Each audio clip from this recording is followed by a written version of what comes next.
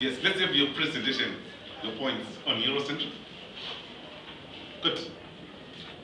The African continent was portrayed as the giant continent with people who are the men of half gem. The Eurocentric historians asserted that Africans are paganist, barbaric. Furthermore, they said that Africans were uncivilized and backward, that only a superior race could build a great and magnificent structure such as Great Zimbabwe. Therefore, the building of Great Zimbabwe cannot be attributed to the early people. Eurocentrists also suggest that Great Zimbabwe must have been built by the traders who traded with the people at Great Zimbabwe, for instance, the Swahili traders and Arab traders. According to Ranger T.O., a Eurocentric historian, Great Zimbabwe's structures are similar to those of King Solomon's temple. Henceforth, King Solomon must have built the temple. They also argue that jewelry, beads, and gold storage facilities must have belonged to Queen Sheba. Therefore, the building of Great Zimbabwe cannot be attributed to the early people. I think that's all. Well, thank you so much. Let's get this for that is powerful. So let's start by saying that according to Eurocentric ideologies, Great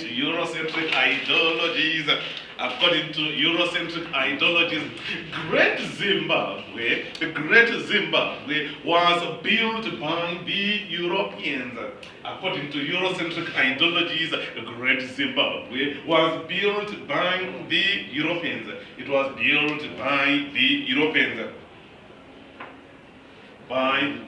Europeans. These included, number one, the Arabs.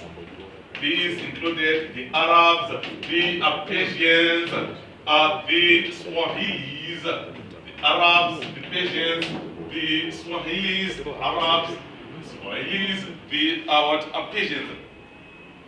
When these people came to trade at Great Zimbabwe,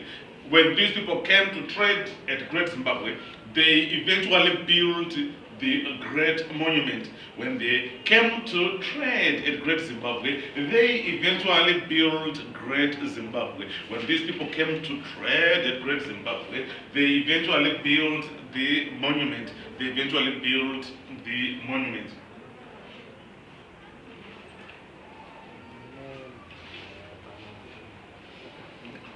The structures of the Arabic temples,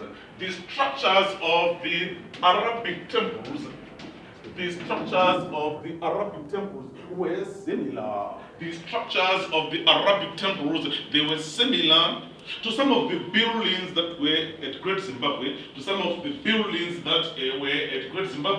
Arabic temples were similar to some of the buildings that were at Great Zimbabwe. They were similar to some of the buildings that were at Great Zimbabwe. Yes, Great Zimbabwe could have been built by the Arabs.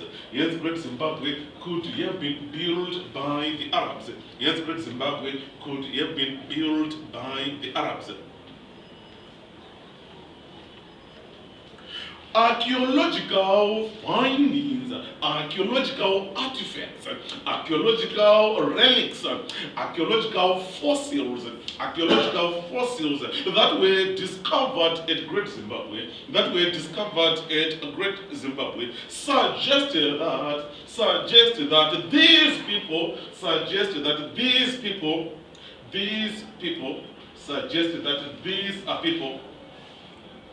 people traded with the Shona. They traded with the Shona, and eventually they traded with the Shona people. And eventually decided to build. They